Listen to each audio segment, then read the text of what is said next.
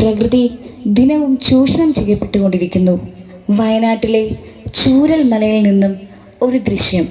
ഉരുൾപൊട്ടലിൽ അത്ഭുതകരമായി ജീവൻ തിരിച്ചു കിട്ടിയ 2 ജീവിതങ്ങൾ.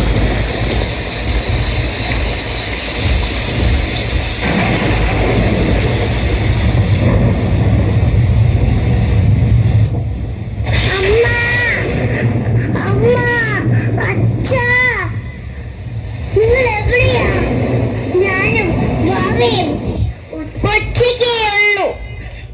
എവിടെയാ? എനിക്ക് പേടിയാവുന്നു. അമ്മ വേഗം വാ, നിങ്ങളെയും കൊണ്ടുപോ.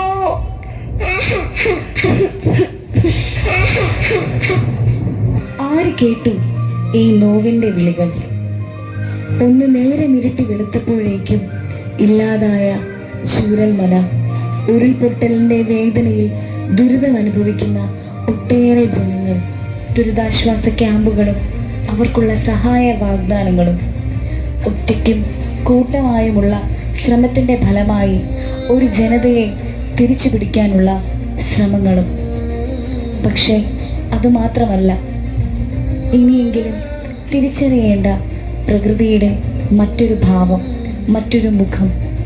നമുക്ക് പ്രാർത്ഥിക്കാം, ആശിക്കാം, ഇനിയൊരു ദുരിതം, ഇനിയൊരു ദുരന്തം ഉണ്ടാവരുതേ എന്ന്.